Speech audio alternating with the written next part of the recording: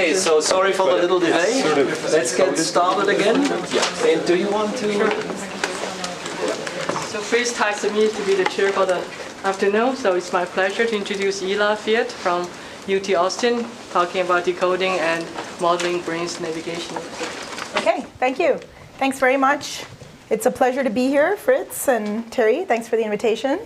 I guess I've been here now for a while, and I guess thank you also to the Simons Institute and to all the concomitant organizational effort on the part of Bruno and others who've organized this bigger program. It's just been a joy and a pleasure to actually spend a month and a half here so far.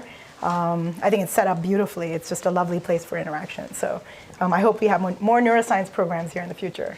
So all right, so I want to tell you a little bit today about some of our recent work on two different projects, really, but both of them sort of have as a common theme efforts at the nexus of neuroscience and machine learning. Okay, and so what I want to talk about is two specific challenges that we've been thinking about recently from neuroscience. And so the first one that I'll tell you about is about the problem of unsupervised discovery by us as scientists, okay, of latent variables that the brain is representing and their real-time dynamics, right? So the brain is representing something. We want to discover what it is. The second problem is that of the discovery of latent variables by the brain about variables out there in the world that are important for it to perform computations on and manipulate in real time to do things that the brain needs to do. Okay, and so those are sort of the two parts that I'm going to be talking about. So the first problem is the problem of extracting latent variables with non-trivial topological structure encoded in cognitive circuits. And so what I'm going to try to tell you about is a problem in a challenge of unsupervised decoding from neural data. And I think Clay is going to be talking about some pretty similar things, if I'm right in judging by the abstract, but you can tell me if I'm wrong. But so the problem is the following, okay? So in general, we've got a brain, right? And what we like to do as neuroscientists is we like to think or pretend, or in many cases, sometimes, to lowest order, actually succeed in, driving the brain with certain stimuli, okay? And then we like to record what's going on in the brain areas, and then try to recover from the recordings the value of the stimulus that was presented. Okay, like that's what we've done in a lot of sensory neuroscience, and a lot of motor neuroscience for a while, right? But often it's the case that we don't know what variable is encoded in the brain. For example, even if we're trying to control some sensory inputs, we may not have total control of the whole sensory world. Okay, and moreover, there are internal states that the brain has, right? It's generating its own states, and we may not know or have control over those states. Okay, and so the point is also in areas that are more cognitive areas, further removed from the sensory and motor peripheries, this problem is exacerbated, right? Like it's doing some higher order processing. So very often, I would argue that one doesn't know what's going on in there. The same problem also arises in different behavioral states. Like for example, even in a circuit that's doing something that we feel we can characterize pretty well, say low-level visual cortex or the retina or something else, in waking, it could be that the circuit's in a different dynamical regime doing something different during other states like sleep, right? And so what we want to do is ideally be able to take neural data, like a time series of just spikes from a bunch of neurons simultaneously recorded, and be able to say something about the encoded variable. Okay, that's kind of the problem, right? And so the question is, if we don't know what variable is represented in the circuit response, what can we learn about it from the time series data? Just spiking alone, no external variable. Okay, so what's the current approach? The current approach is that we know or control the independent variable, right? And then we characterize the responses of neurons by regression onto those independent variables, right? So usually you just take the spikes, regress them onto this variable that we're controlling, and then characterize them by like constructing things like tuning curves, right? Which is the mean response of the neuron to that individually externally controlled variable, or by saying something about the pairwise relationships between neurons, like correlations, et cetera. Okay, and then the other thing that we do is we assume that the same characterization applies in different behavioral states. So instead what we'll do today is we'll consider, like I said just in the last slide, that the independent variable is unknown. Okay, and then we'll also instead of doing things pairwise or cell by cell, the hope is to understand something about the encoded variable from the full high-dimensional response of the neurons, right? So it's a neuron, a large number of neurons in a circuit, and we want to try to characterize something about the structure of where these responses live in the high-dimensional space, state space of total responses.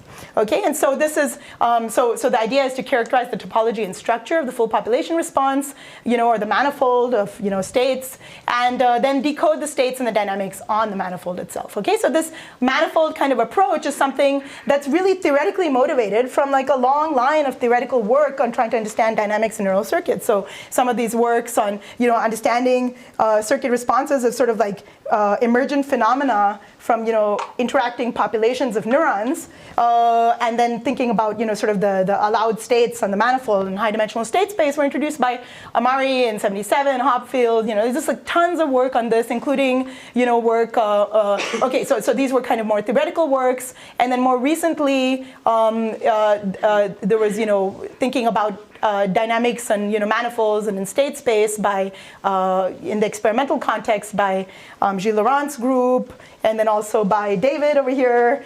He's done beautiful work on looking at the motor system using this manifold approach, and so the Chenoy lab, David, and various others in the motor context, right? So sort of this is a tradition that is been there in theory. It's been very interesting in its application to data analysis, and so we're just going to pursue things in the same direction. Okay, so this is going to be our philosophy over here, and then finally, instead of assuming that the same characterization applies in different behavioral states, we get to just re-examine the manifold structure in one state, and then the next state, and the next state, and therefore, without first assuming that the states remain the same, and then decoding them, we're going to first examine whether or not states remain the same in circuits across sleep and waking, and then we can say something about the dynamics in them.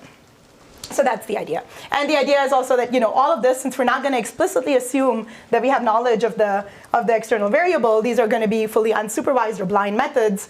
And moreover, these methods require no kind of trial structure or averaging, right? So one doesn't need to, because we're not going to use any averages, we don't have to, ask our experimental collaborators to build trials and blocks and then do a lot of that. So it's all single trial and with no trial structure.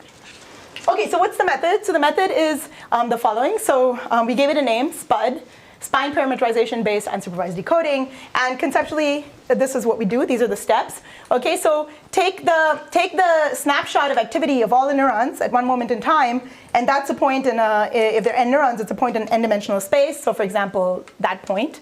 Okay, so that's one snapshot of the spike counts of all the neurons in that time bin. And then for different times, the response looks like a different point, and the idea is if the system, the circuit, is encoding some low-dimensional variable, okay, some variable that matters that's low-dimensional, it's and continuous, then it's going to form some kind of a low-dimensional continuous manifold, okay, of whatever dimension and whatever topology. And so the next step is then to characterize the topology of the manifold, okay, so to understand, does this manifold have holes in it?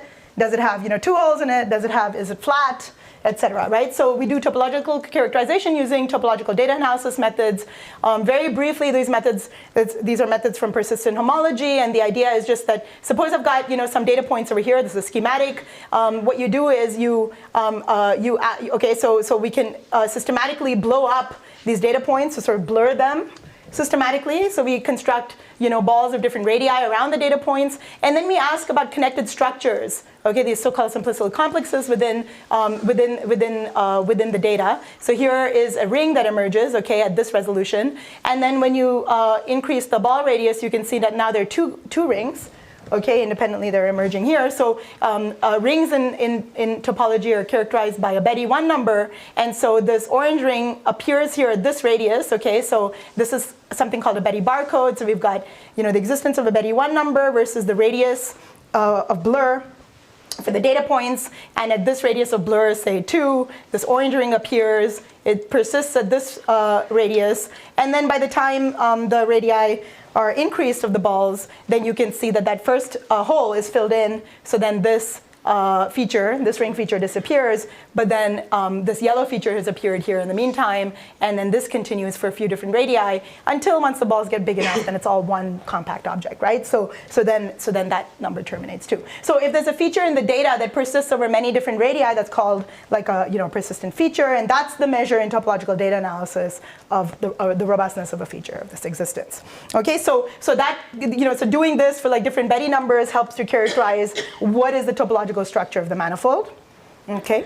The other one we also use is local dimensionality estimation. So locally in a manifold, what is the local dimension of it? And so there are different dimensionality estimation techniques which we can bring to bear in the problem, including like this thing called correlation dimension, where you take a ball and increase the radius around it and ask, how does the number of data points within that ball grow as the radius increases, right? So if you have a straight line and you increase the ball radius, then the number of points enclosed within the ball should grow linearly.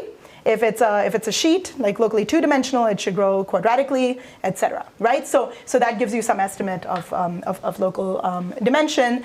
Okay, and so having now characterized something about the manifold, its topology and its local dimensionality, we can then go ahead and decide what is the manifold structure. And so we can then, the next step that we do is fit a spline through the manifold, okay, of matching topology and dimension. Yeah?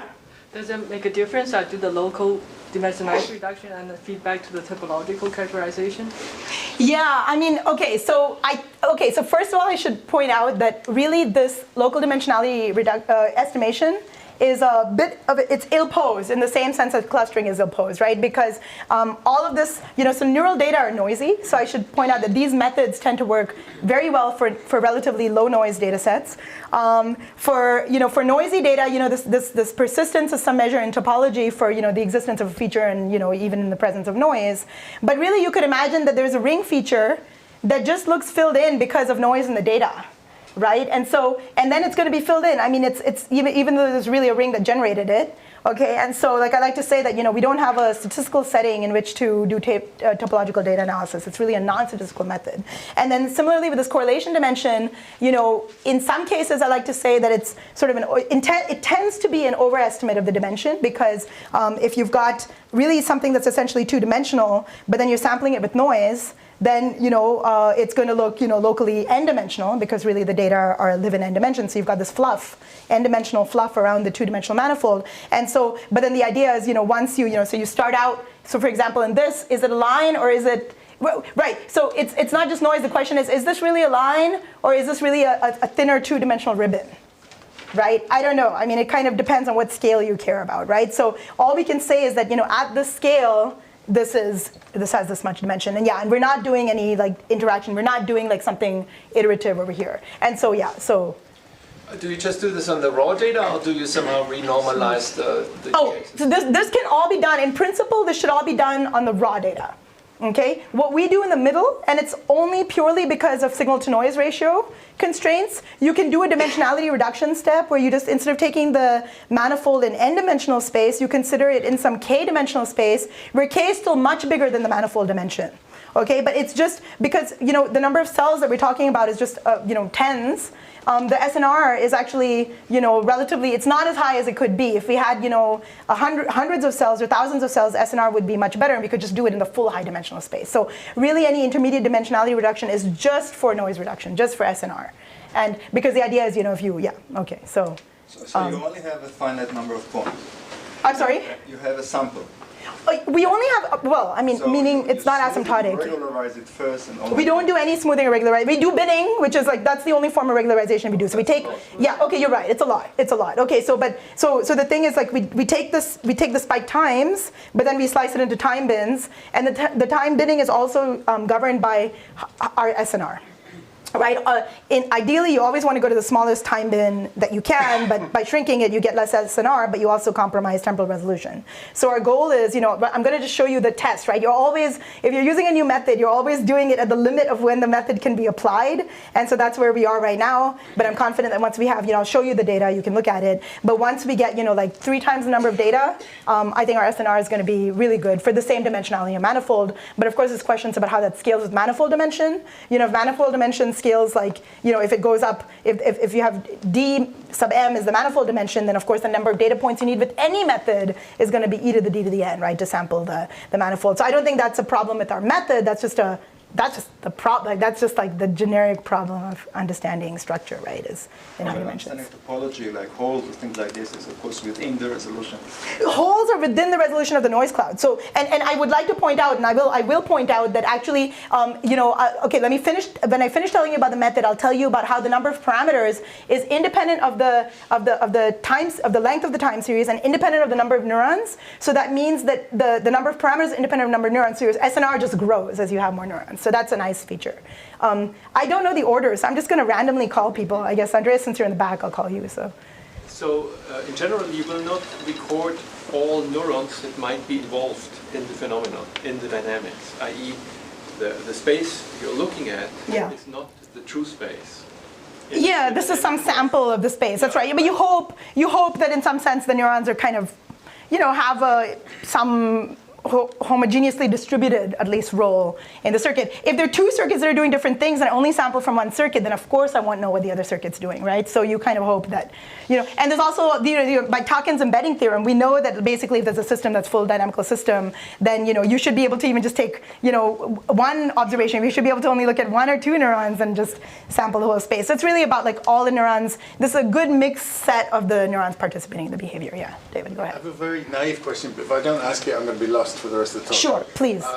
So the axes would be something like firing rates, say? These axes are exactly, this is spike count in neuron 1, spike count in neuron 2, etc. up to n, and so n-dimensional. My question is, so I can imagine how all of the actual combinations you get from your population lie on this manifold, but that doesn't imply that as the system evolves, it moves smoothly.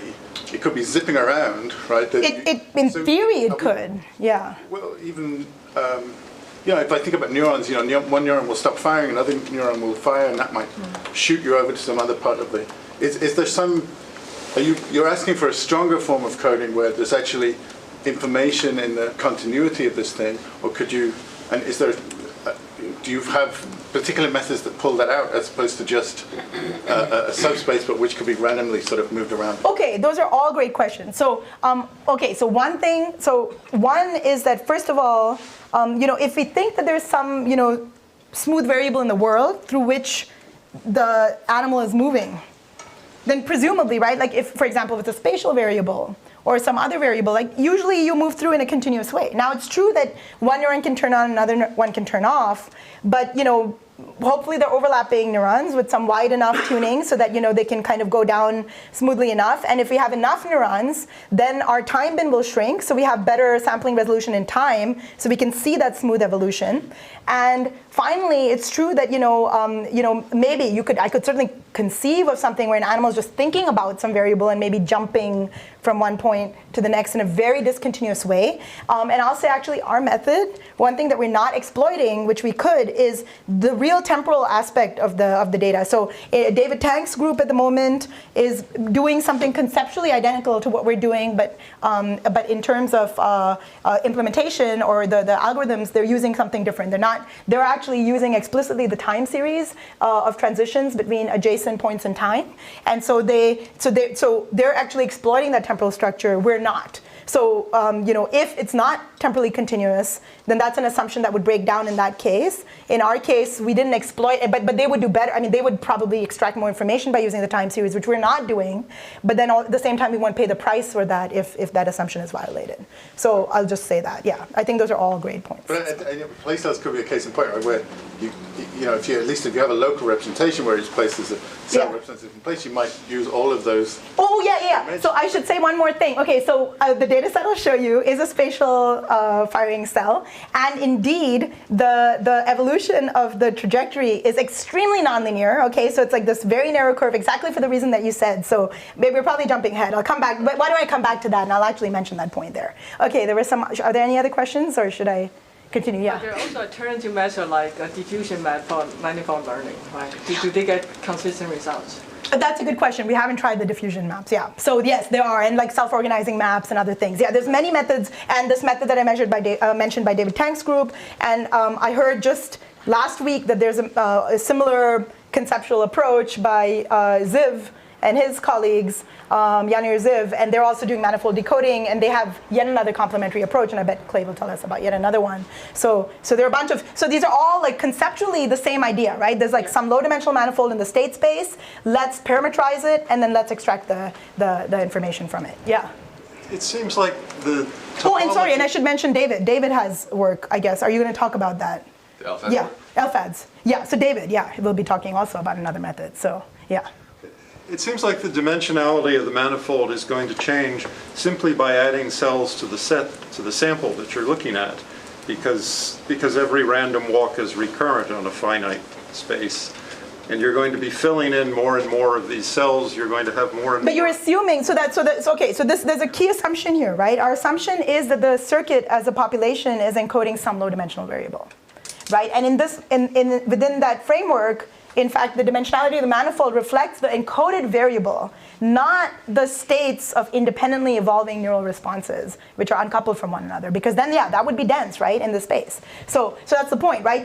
As you add neurons to your sample, your embedding space grows, right, with the number of neurons. It's it's n-dimensional space. But the point is that the manifold, it really reflects the variable that's being encoded, something about the world that you care about, and that's something that's not going to change. Your sample, as it grows bigger, you're just SNR in understanding what that is going to improve. But that, for example, you show open paths there, which eventually must intersect. Yeah, I'm just showing you a segment. That's right. So yeah.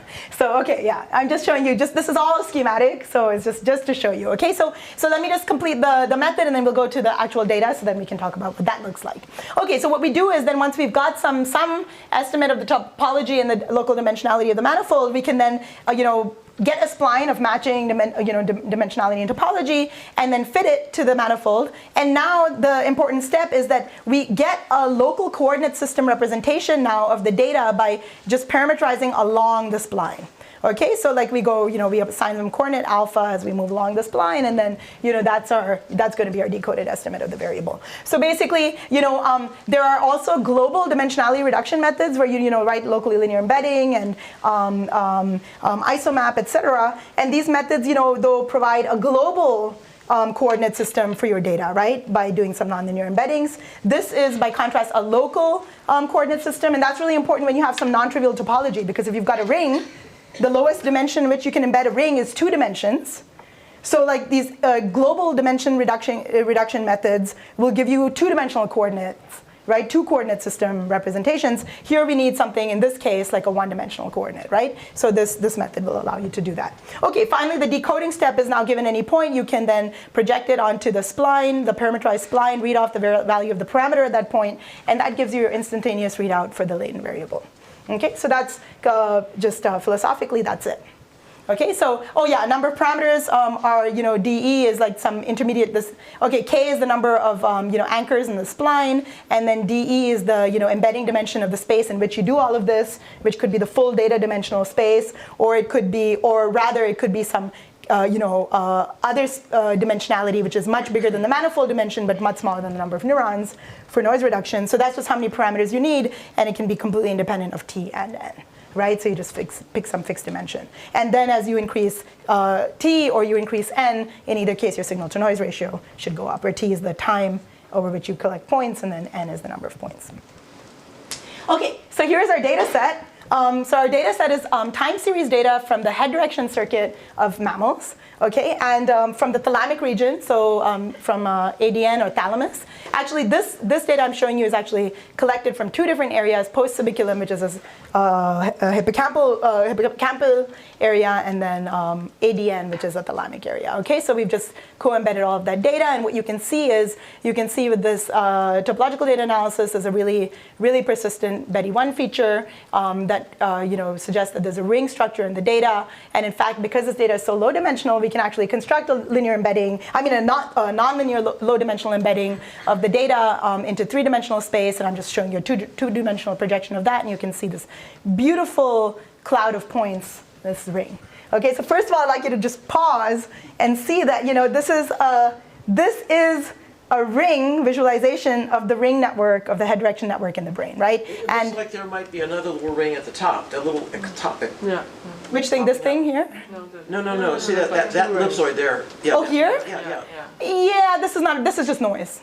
It really is not, right? You can look at the whole barcode, right? This is just one projection. If you look, this is a very nonlinear. Okay, so now getting to David's point, right? So this ring is actually, it's a one-dimensional ring, but it's extremely nonlinear. And in fact, there isn't a good, there's not a low-dimensional linear projection of this ring. So basically, if you use linear methods, there's no good low-dimensional projection of it, because basically, if you think about these cells, these head direction cells have these narrow tuning curves. So basically, as you move around an angle, then one cell turns on, turns off, and the other cell turns on and turns off. So if in the state space axis, it's like you're basically going up one axis, coming down it, going up the other axis. It's really pointy. It's like a pointy flower that goes with petals along each axis. Okay, so really, it's like a one-dimensional line that occupies almost all n dimensions. It goes through all of them, and so it's this nonlinear embedding. Yeah. What's the mouse doing? I'm sorry. What's the mouse doing? Oh, okay, so great question. So this is an awake mouse that's running around just foraging in the standard spatial tasks. It's running around in a square box looking for food, like chocolate food pellets or something. Doesn't just the fact that the mouse is running around in a two-dimensional environment also imply the two-dimensionality of the neural activity? Well, it's not. This is not two-dimensional. It's one-dimensional, first of all, and secondly, it's not running in a circle. It's running, with varying speeds and varying directions all over 2D space. And I'll also show you. Its head direction is only varying on these the two dimensions, right? Well, okay. I mean, it's not like climbing up, or it's not doing something complicated. The simpler. I mean, if the data is only going over this two-dimensional manifold, isn't that? Well, okay. Look, you could say that the head directions. So I guess what you're saying is. Okay, there's many things that you could be saying. One thing that you could be saying is that, okay, first of all, if we didn't know these were head direction cells, there's no reason you should expect them to have any structure like this, right? If you recorded place cells, they would not be looking like this. If I recorded V1 neurons and I plotted this manifold, it would not look like this. If I plotted any cell network in the brain, it wouldn't look like this, okay, even in this task. Okay, now so I think it is remarkable that it looks like this. Secondly, I think maybe you're saying, given that it's the head direction circuit, I'm not surprised that it looks like this, and I would only be surprised if you made it do stuff in 3 or 4D. But the point is, it is, right? I mean, conceptually, right? Again, it's got all these cognitive variables. It could be thinking about its 2D space. This is showing you it's not representing 2D position, right? I mean, the question is, what is this other variable you would like it to explore to rule out that it has another dimensional response, right? So if you take a high-dimensional sphere, randomly filled, and project it in 2 dimensions, you get something like that. But this is not a 2-dimensional. So first of all, the topological data analysis tells you it's a ring, right? It's not a torus. It's some information. It's not what? You know it from other reasons. No, that's the point. No. That graph on the left with a little spike out there is... This is the ring feature, and there are no other ring features, and we've looked at the Betty 2 number, and there's no other important Betty 2 numbers. So we've done the topological characterization, which says it's a ring. This is just for your viewing pleasure, nothing else. It's because we can only see things in 2D. Okay, we are just very limited that way. If I could, I would get you, I could have made the movie, and I could have shown you the 3D movie. It's not, and actually if you project a 3D sphere onto 2D, it's not going to look like a ring, it's going to look like a disk. It's going to look like a ring because there's an entropic concentration in the edges. No, but this has nothing here. There's nothing here, right? This is all the data. It's not that it's dense on the ring and something less dense in the center. The higher dimension, the more ring-like it will. Well, look, we'd be more convinced if you can show us that it has anything to do with head direction. Yeah. Okay. So let's go there, right? So great. Yeah. Oh no, I didn't have I was just want to strengthen your point that the question is more you're giving a data matrix, potentially very high dimensional. That's right.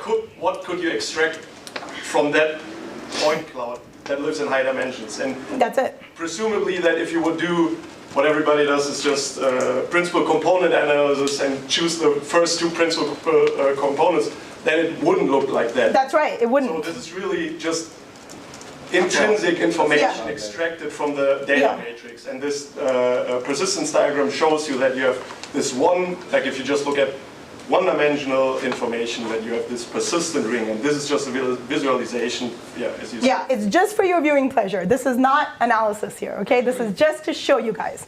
And this is the analysis, and then the spline. Okay, so we fit a spline to this manifold, okay? So we've determined that it's, locally low dimensional. We've determined that it's got like this one single ring feature. We fit a ring to it, and then we parameterize along this ring, okay? And so, so we do that, and then now let's look at what we can do with that. Okay, so we decode now, so we can do unsupervised decoding. Okay, so first of all, now we've colorized all the data points according to this latent variable. Okay, and on the right side, what you'll see is actually the same data points now colorized by actually measured head direction. Okay. And what you see here is that, can I just get to you in just a moment? So when we look at the measured head direction, and this is the completely unsupervised decoding, okay, and all we've done is, of course, because the origin and the direction of movement are arbitrary, we allow those to match. And then you can see the coloring is almost identical, except for like a few points in the center to show you that I'm not cheating. The coloring is slightly different there. Okay, so yeah. So what is the direction of the head with respect to, like is there like a...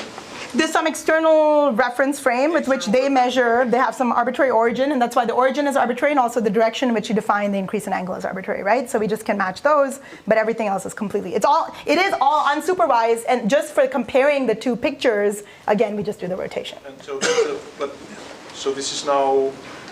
Maybe the mouse could like look up or down? Yeah, the animals are free to look up and down. In fact, they often put their head up on the, on the wall. Like they'll put their head up like this and do that. But how's that the ring then? Like I understand that if you look like one-dimensional, looking around, that makes a circle, but then it should be a sphere if you can look all the way up and down. Well, I don't know what should be, right? Again, we're not doing this normatively. This is not. What is the head direction? This is not a talk about what the head direction circuit should be like, right? All I'm doing is I'm starting with a problem of, given a data matrix, what can we say about the structure, and what can we say about what the structure represents in the world? That's it, right? I'm not making a statement about what it should do or anything else, right? So we're just going to go from there. So, okay, so, all right, so now I've shown you the coloring. Let's look a little bit more quantitatively. So in the blue curve here, in the blue curve here, the blue curve is the latent variable, right? So the completely unsupervised,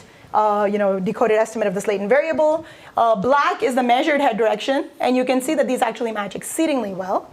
Okay, and this, so the head direction here, the definition.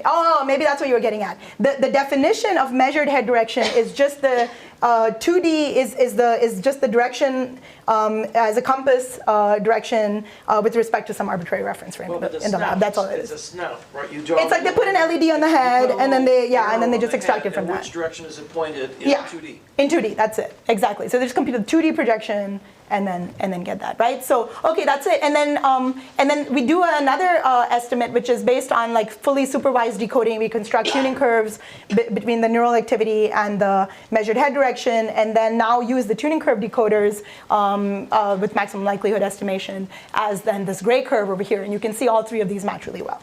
And in fact, the unsupervised estimate, so here's the unsupervised estimate alpha, and you can see that the unsupervised estimate is actually closer to the supervised estimate of the internal states of the brain, okay, than it is to the measured head direction. So first of all, it closely matches head direction, all of them do, okay, but moreover, the latent variable estimate is closer to the estimate from the neural data of the neural mental state than it is to the measured head direction. Okay, which is not surprising because this brain area, first of all, is a cognitive area. So there is expected to be a mismatch between the measured head direction and the internal states. The animal may lose track of exactly what its head direction is. It has to construct this. Head direction is a construct because there's no sensory signal that's one-dimensional that tells you this is your head direction. It's based on all of these cues, so the animal, it's just an internal estimate. Okay, so first of all, it shouldn't be surprising that theta hat, the internal states slip relative to theta, but the unsupervised estimate is closer to the internal states. And moreover, the unsupervised estimate, this latent variable, actually explains more spike variance than the measured head direction does. Okay, so we can explain more of the spiking data from our unsupervised decoder than we can explain using the measured head direction. Okay, so both of these things suggest that the latent variable is really tracking the internal state of the brain rather than the external actual head direction. Is this cross-validated? This is not cross-validated because, well, we're not building a model. We're not ever using the actual head direction data, right, to build a model. It's just. So you're just So how are you predicting them? So we're just predicting it by we're just reading out the value of the this parametrized spline at that point, and we get a number. We just get some one-dimensional decoding, and then all we do is just allow one global rotation and a global flip. How do you learn that rotation? Well, that's not. It's just one thing, right? We just do one flip. One origin and one flip are just unconstrained. So that's all. Huh? The best. Yeah, just the best flip. Yeah, the best origin and the best and just choice of two rotations. Because those are arbitrary. I mean, those don't have any meaning. Yeah, there's no meaning to them. Just you have to match it, right? It's just two time series. They're almost exactly the same, but they're just shifted. So you have to just get the shift. That's all we're doing. So, yeah. So it's not necessarily surprising that the measured head direction can't predict everything because one, you know, what's the bandwidth of the head direction?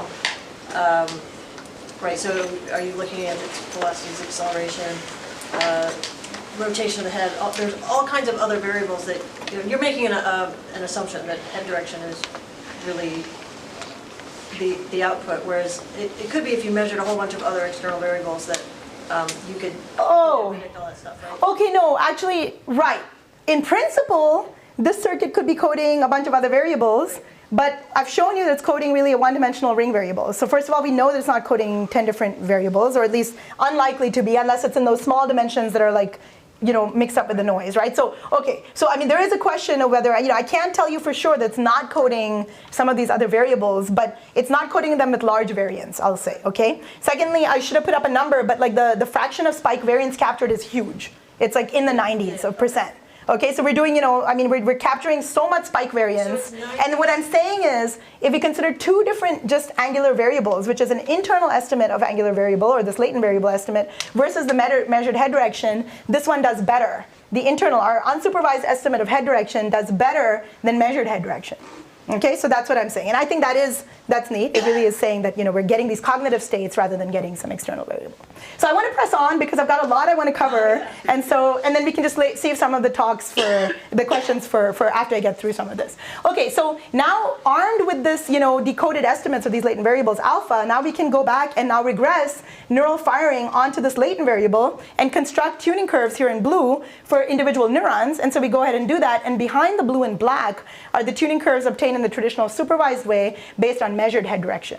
Okay, so the blue ones are the completely unsupervised tuning curves, and the black ones are the fully supervised tuning curves. And you can see that without using any information about the external variable, we can recover almost down to the minutest detail all of these wiggles in the tuning curve, right? So we get a good reconstruction, and once again, fully unsupervised, no trial structure. We do all of this with 50 to 100 millisecond decoding resolution and using only about 20 minutes of data from about 40 cells. Okay? This one doesn't fit so well. I'm sorry? This one there doesn't, this one. Well, these are all samples, right? I mean, this all just, okay, yeah, you can ask what is the difference, right? This is an interesting thing to ask. Like, what are those small discrepancies? In fact, traditionally, if I looked at this one, I would assume that all of this is just noise. I would not even think that these wiggles are signal. But the fact that they're both sort of doing the same thing, sort of seems to say that this really is the angular variable, and it's really covering that, right? But yeah, I don't know. I mean, some of this is like sampling noise, and who knows what the rest of it is. The blue is the unsupervised estimate, and the black is the supervised. Okay, so now I want to ask, what can we say about the circuit during sleep, right? So there's some questions about, well, the behavior is, it's being, it's exploring this two-dimensional space, but in sleep it can pretty much do anything it wishes to. So now we look at, there are two sleep states. So let's first look at REM sleep.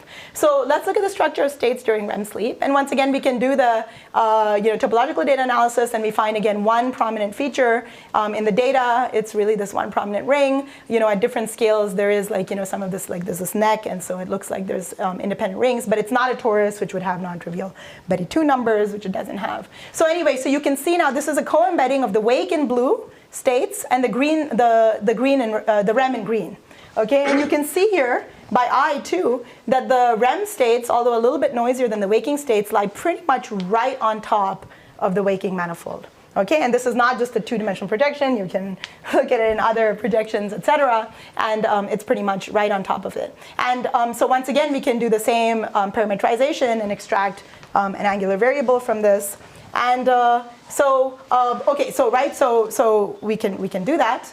And now what we're really interested in is understanding. Okay, so let's see. So what that means is that even during REM sleep, when the system is unhinged from sensory input, right? It could be mentally exploring sort of anything. The circuit really is maintaining, this exact structure that it does during waking. I think that's really, pretty amazing. REM sleep is the phase of sleep characterized by, rapid eye movement. It's called rapid eye movement sleep. It's like the sleep that's often called dreaming sleep in humans, but that's a loose characterization. I mean, there's actually in hippocampus, it looks like there's something correlates of dreaming also in non-REM sleep, but it's just some scoring of sleep into these two phases, and they have all this phenomenology associated with each one. So I'm going to talk about REM and non-REM sleep in this. What's the coloring scheme on the right again? The right is colorized by our latent variable. Okay, so this is a latent variable coloring, and this is just waking in blue, and green is REM. And the mouse is not actually moving its head. It's asleep. Yes. Yes, Okay. so it's not moving its head. In fact, muscles are paralyzed during REM sleep. That's right. Okay, so I think it's pretty remarkable that the manifolds right on top of each other. So you don't have to assume that the states are the same in waking and sleep. In this circuit, they very much seem to be the same in waking and at least REM sleep. Okay, so now we're interested. Yeah, go ahead. I was just wondering if you look at the time, if you now reconstruct the green head direction. Yeah, that's where we're going. Okay. So, all right. So now let's look a little bit at the dynamics of states during REM sleep. Okay. So far I've told you more about states, but let's look at dynamics. So So first of all, I'm showing you. Let's look at blue first. So these blue manifolds are the wake manifold, and then I'm showing you 1 second long trajectories on the wake manifold. And you can see these 1 second long trajectories tend to just be pretty much unidirectional, right? They start in dark and go light, and they just kind of sweep around. They sweep around the ring, right? Because during waking, the animal is kind of coherently moving, right? It sort of moves smoothly through angle. And that's what's going on over here. And in fact, you can characterize the dynamics in waking sleep of these trajectories by looking at the autocorrelation of the change in angle, right? Is the angle changing in the same direction over time versus delta t? So you can look at that in blue. That's the autocorrelation of the change in time. And in fact, if you look at also, you can look at how the squared deviation in angle versus per unit time elapsed, right, per interval of elapsed time.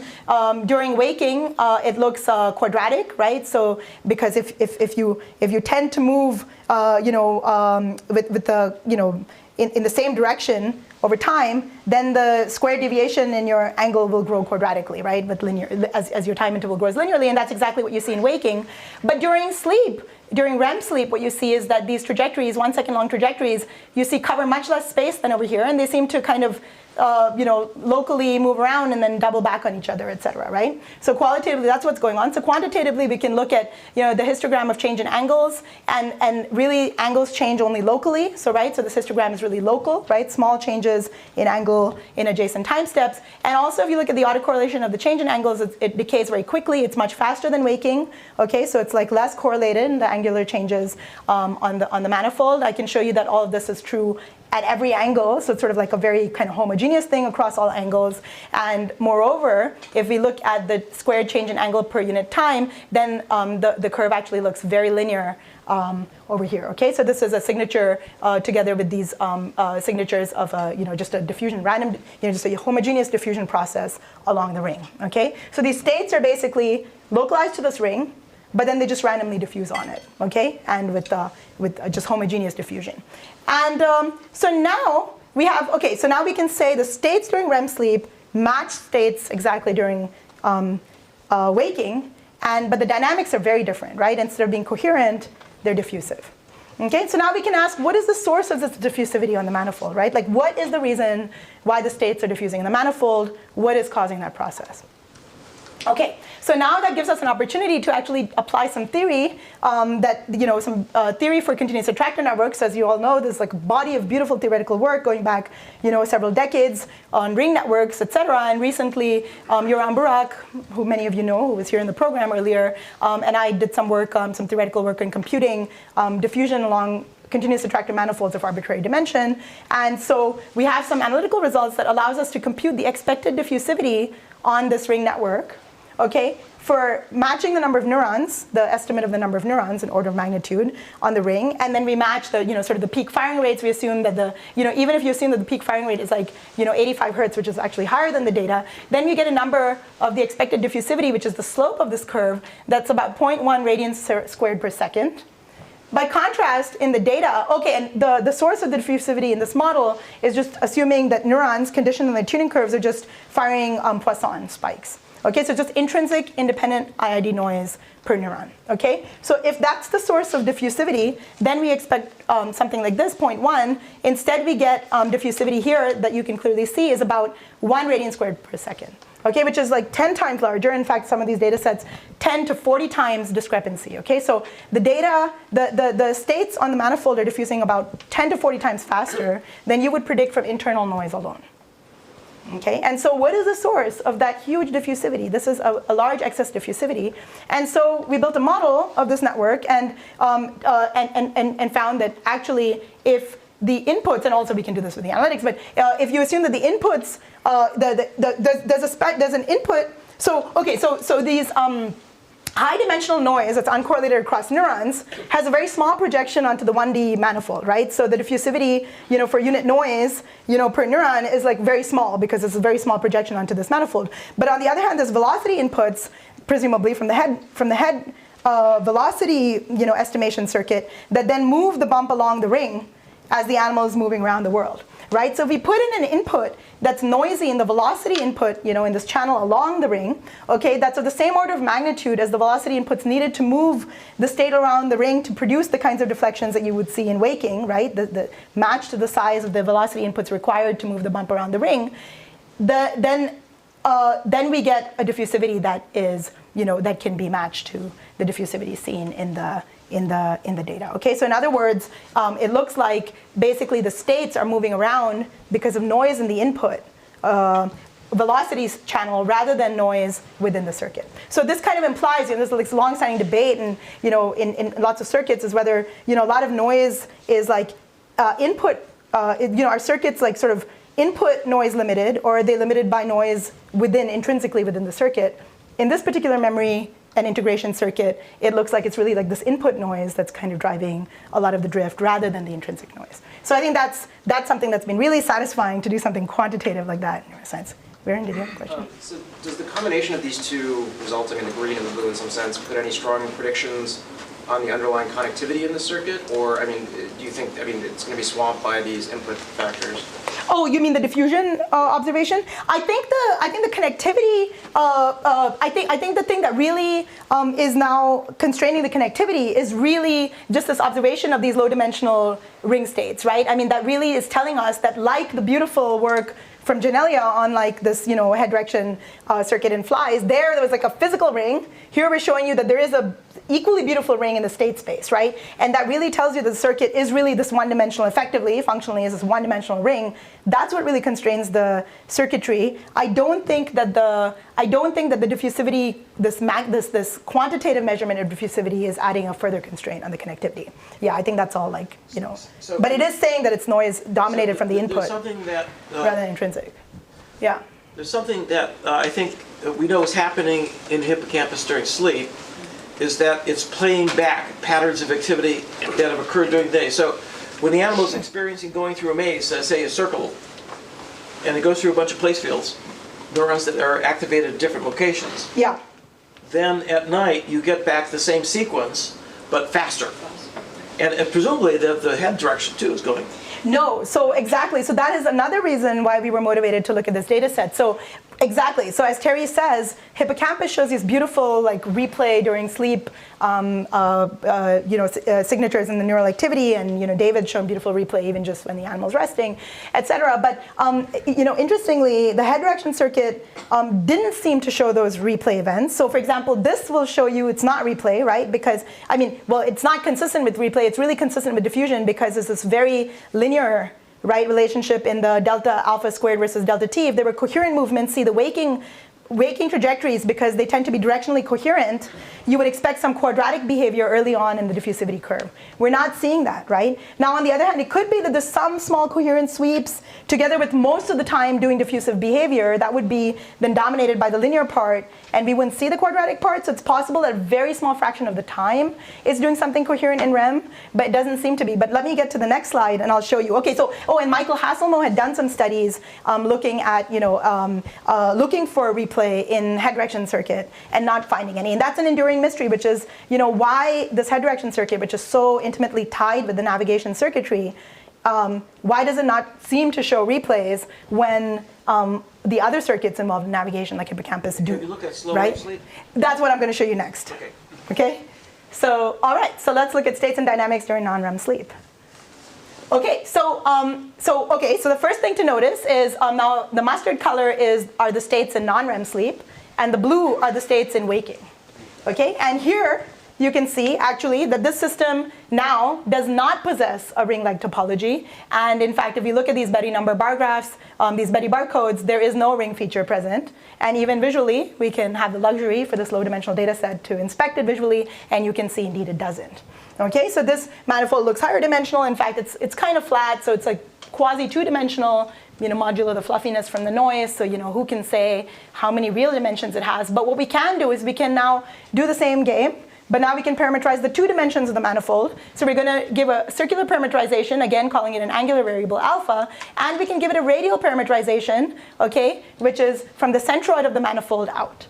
Okay, and so let's just decode those two latent variables. And so we do that, and you get this mustard trace. And in gray, what you're seeing here is actually the supervised tuning curve decoder from waking applied to these states would then give you.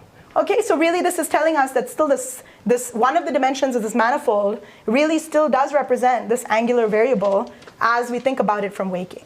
Okay, because those two things match. And by the way, that is in non-REM sleep that you get the plate replay. Yeah, I'm going to show you. Yeah, hang in there. Okay, let's get to that. And then the second one is this radial direction. And then when we decode that, when we decode this latent variable in the radial direction, then we get something that matches the gray curve, which is actually the population firing rate. Okay, so the second dimension is really a modulation of the responses, these angular responses, by some fluctuations in firing rate. Okay, like overall global fluctuations in firing rate, and we can get the predicted firing rate versus the actual, and it looks pretty good. Okay, so these two dimensions again, we found like something that is that matches the second dimension.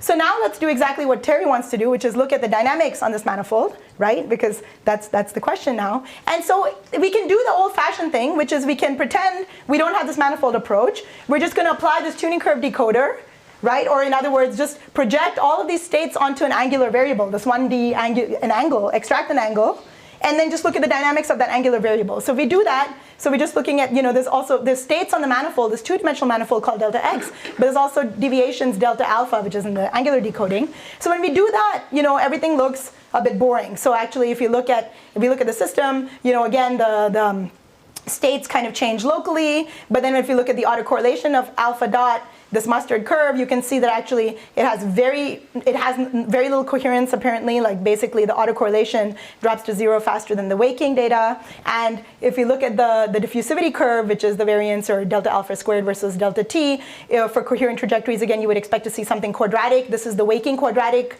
curve, but it's all squashed down because the deviations are small during waking. This is the linear REM response, right? This is the pure diffusion curve, which is linear. And now this looks like just diffusive, but with a very high diffusivity coefficient, which is what people assumed is happening in REM in this circuit.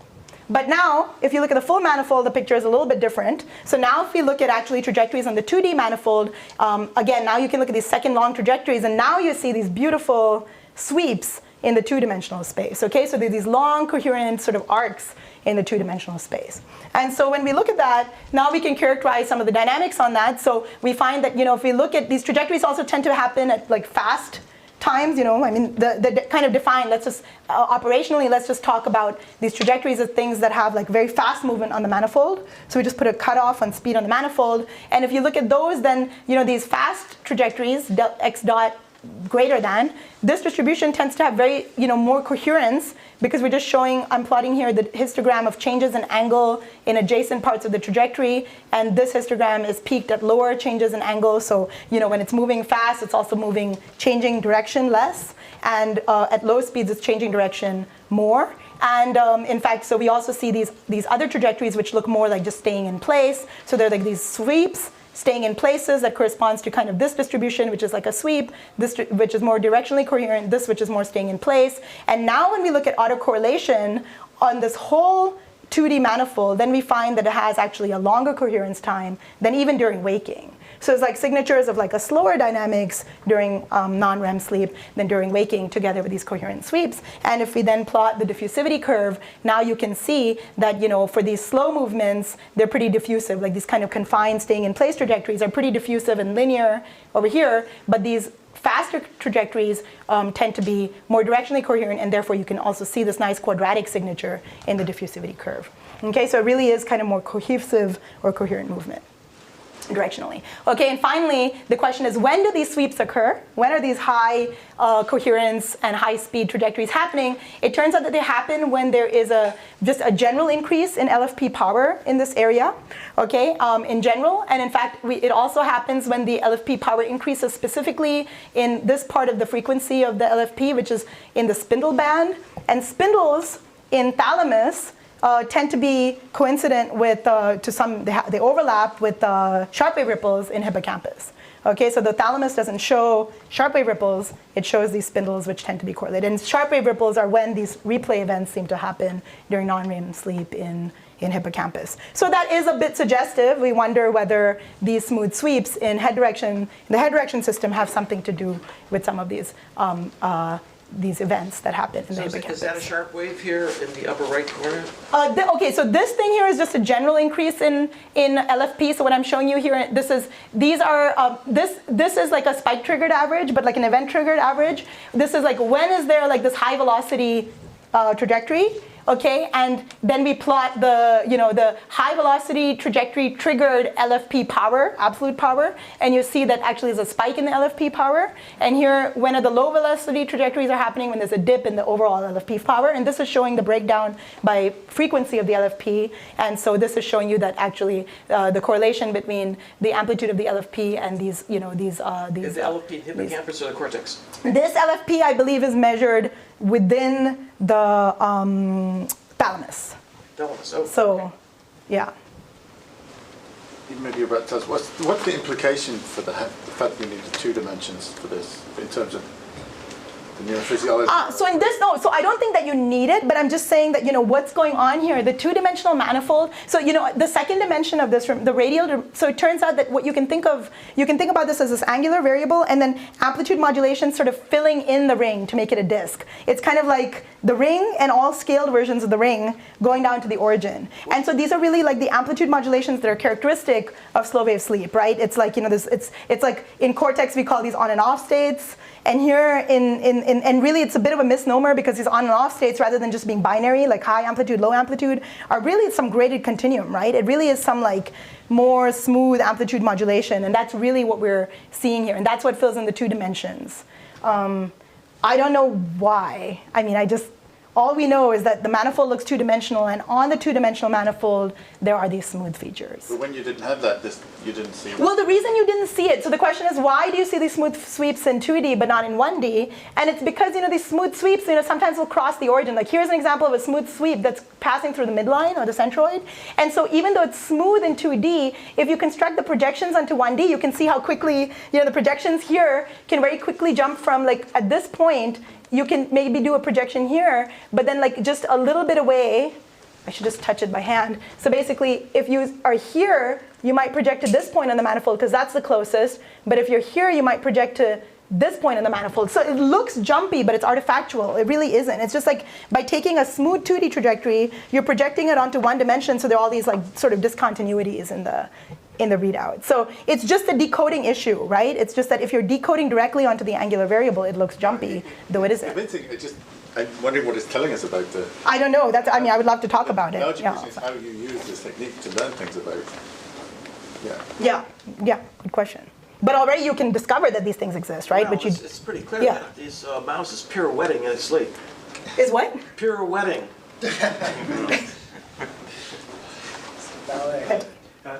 Okay, all of this actually happens in very high dimensional space, and the distances are sort of deceptive. So we just don't have a good intuition.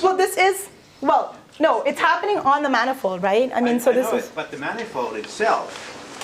Exactly. So my eye, because of the geometry. That's right. What's close to one? What's close to one, we don't know. Exactly. That's exactly right, David? Which is Penty is just pointing out that, again, this is for our pure viewing pleasure, but it's flattened, but we're not using the really flattened stuff, right? We're just sort of trying to do this.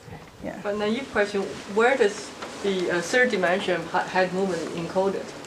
I mean, well, you could ask whether it is encoded. Presumably it is. And there's beautiful work in bats from the Olanovsky lab showing that there is actually a third dimension in their head direction circuits. I don't think that people have found that in rodents yet. Couldn't you do that now on your data? I'm sorry? But couldn't you check? I mean, you have all these data points. You could check now, after the fact, whether the head was tilted upward or downward and plot it into this representation. Yes, you're right. We could colorize. So I think what you're suggesting, Andreas, and we're doing this, is you could say, well, look, it's one-dimensional ring, but it could be that there's a small low-variance dimension along in the ring itself, right? Like there's a cloud, right? I mean, that has some thickness. And the question is all of that thickness noise, or is there like a little bit of modulation? First of all, we can rule out that it's a big modulation, right? There is not like an extensive dimension that's of the same size encoding the third dimension. That is clear from the data. But it's true that there could be a small modulation based on. So we can just recolorize the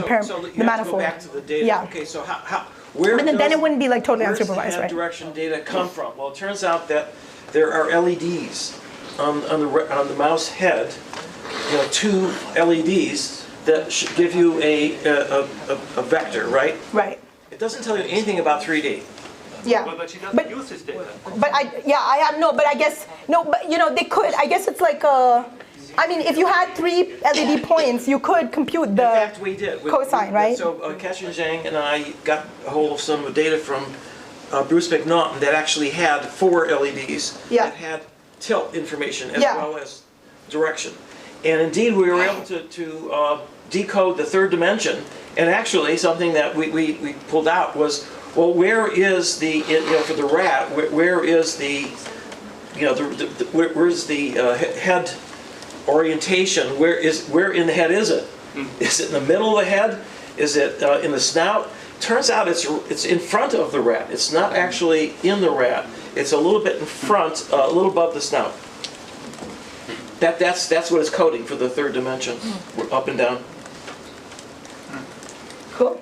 So if we had a measurement of the other dimension, we could see it. But again, so the point is that it's not it's not a large dimension in the coding space, right? And I would argue that by one thing that we could do is we could try to quantify the noise cloud size and the variability in the responses and determine is there anything beyond, right? Is there any information in that small dimension, okay? And that's basically, I think, the question that we have to ask. Okay, so now I want to, do I have, there were a lot of questions along the way, so should I keep going, or should I just basically stop? How many more minutes do you 10 more minutes? Sure. Yeah, I guess I should ask you, right? So, 10 more minutes? Sure. Okay, great. So then, so then the question is, so I showed you mostly thalamic data, but this head direction tuning exists also in this subicular area called postsubiculum. And by the way, I'll just say now that, I'm only going to end up talking about the data decoding part. I guess I'm not going to be talking about the, the second part, which was the more modeling of, how the brain has how it extracts low dimensional variables, or might by training networks. So another day. Or just we could talk in breaks or something like that. So okay, so I want to tell you then about what data look like in this area post-subiculum rather than in the thalamus in ADN. Okay, so it turns out that the data, the head direction data in post-subiculum is higher dimensional, significantly higher dimensional.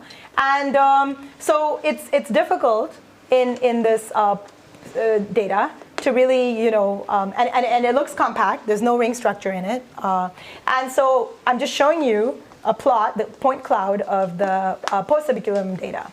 And here it's colorized by the same. Okay, so what we can do here is we can colorize it in a couple of ways. One thing we can do is we can colorize it by constructing tuning curves in the supervised way and then colorizing it.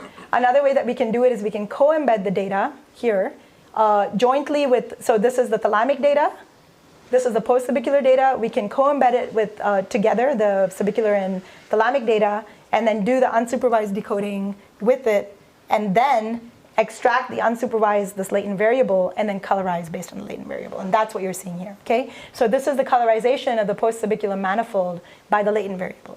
And you can see that there is a real sense in which the post-subicular data really does encode angle because this is continuous sort of movement as you go along this manifold in this dimension, okay? Even though it's higher dimensional. So there is that. There is some angular coding, okay? And in fact, also, we know that there's angular information present because when we co-embed and then we decode, then the quality of the decoding is better. Okay, so those two things tell us that post-subiculum does have angular data, and that's something that you can know from the physiology and supervised decoding approaches that it does. Okay, so if we look at, this is post-subiculum in waking, okay, and for comparison, this is the thalamic nucleus in waking, and you can see they're quite different. These, local dimensionality estimates, which are, just very ballpark estimates, tell us that, in waking and thalamus, it's like order 1 or 2, the local dimension, whereas here in post-subiculum, it gives us a number that's higher. Whereas thalamus has a ring structure, post-subiculum, does not during waking. But one thing that's really interesting then is you can ask, what is this post-subicular response encoding? Like, what are the other things that it's encoding since it's high dimensional?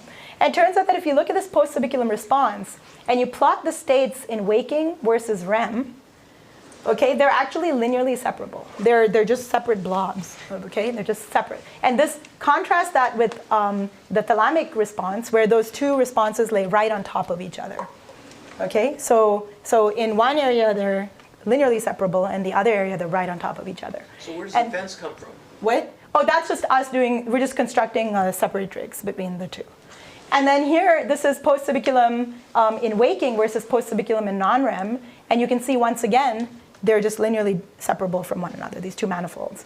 Okay, and we can do that again also for REM versus non-REM, and those two are also linearly separable from one another. So first of all, it looks like the post-subiculum is constructing some kind of very explicit, or at least explicit in the sense of linearly separable decoding of the behavioral state, which is the sleep or waking states. And okay, so it's and it must be like, because it's higher dimensional, it must also be encoding perhaps some other variables. And we find that actually we can colorize then the manifold by speed. Okay, just the absolute speed, and we find this nice gradient in post-subiculum based on speed. Okay, along the manifold, and there's a few other variables. We don't actually see coding for spatial location in any clear way along the manifold, so we can just colorize the manifold according to all of these things and figure out.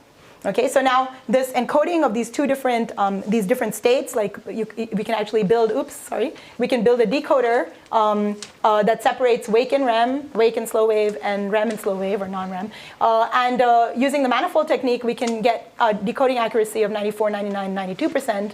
And it's not simply a separation by firing rate. It's not simply that the post-subiculum states in waking are high rate, whereas the post-subiculum states in REM are lower rate, because when we construct these decoders based on just rate, okay, then we achieve much lower percentage things. So it's not simply a rate modulation. There really is some other nonlinear transformation that's taking these states that are not linearly decodable in the thalamus and making them linearly separable in the post-subiculum. Okay, so it certainly does that. It does some separation, and then it leads to all of this leads to a bunch of questions. So just to summarize, then what I've told you about, it's possible to do direct visualization of low-dimensional state space ring in the mammalian head direction circuit.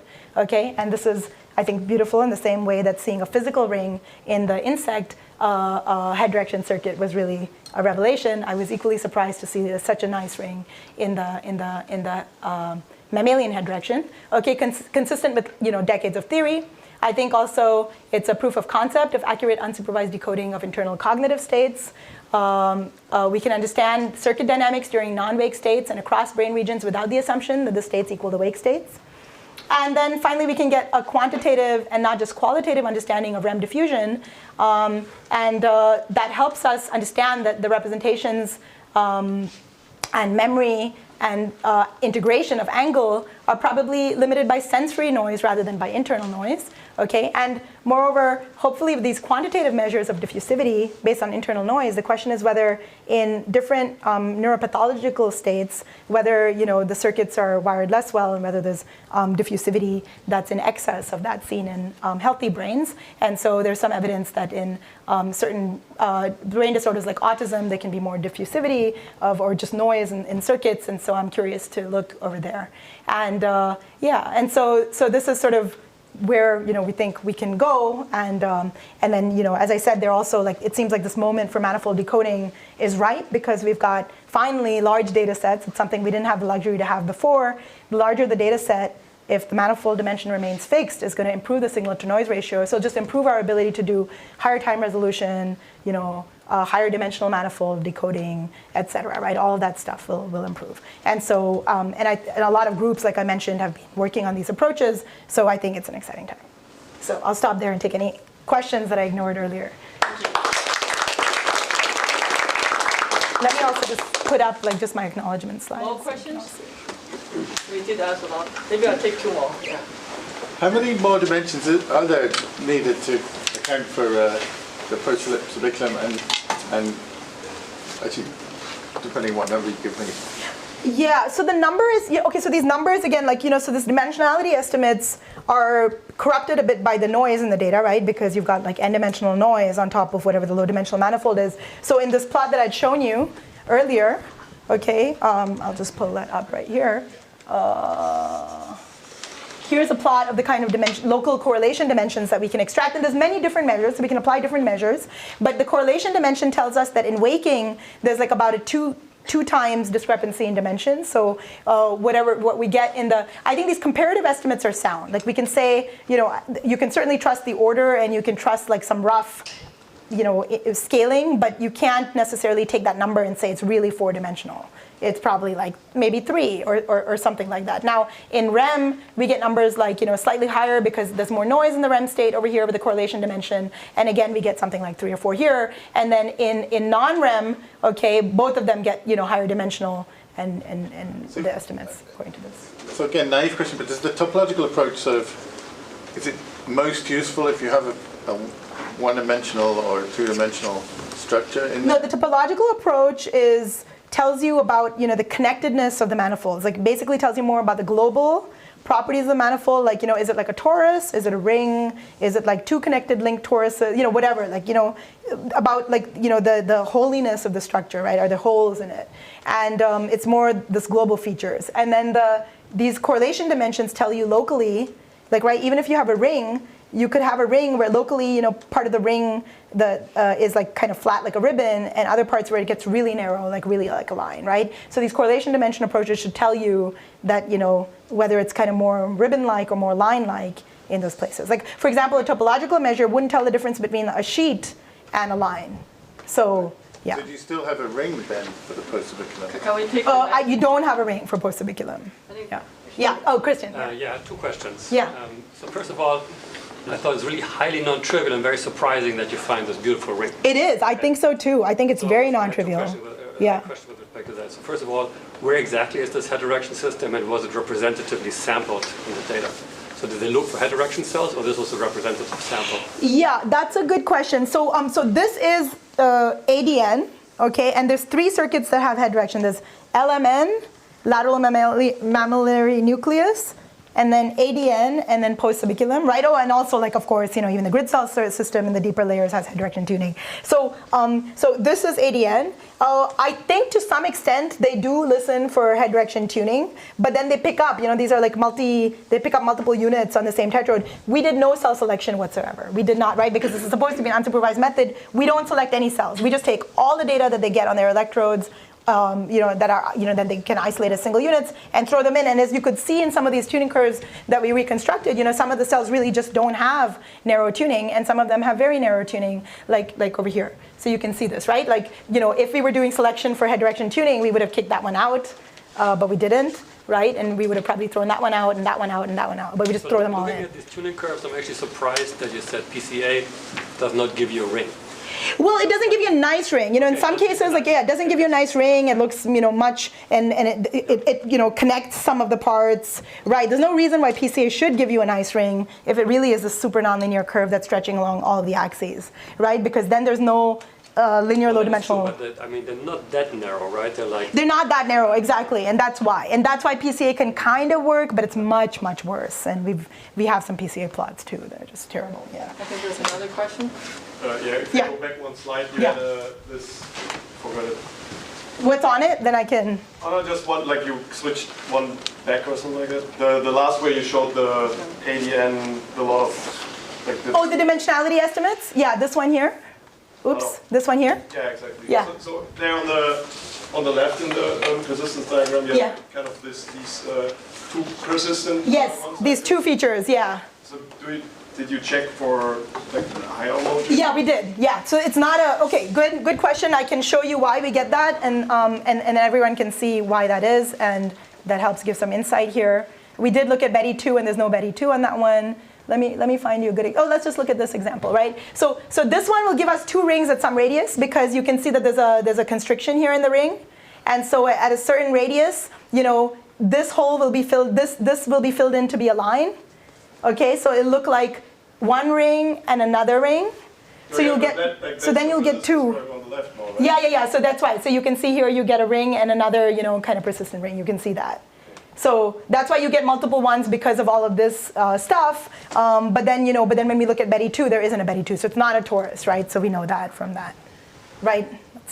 But it looked a little bit more pronounced in the other diagram. Okay, yeah. So it's just another data set. Yeah, we can look at that one together. So we've got the plots for all of those. Well, thank you for all the discussions. We can continue in 20 minutes, and I thank. So we come back 3:20.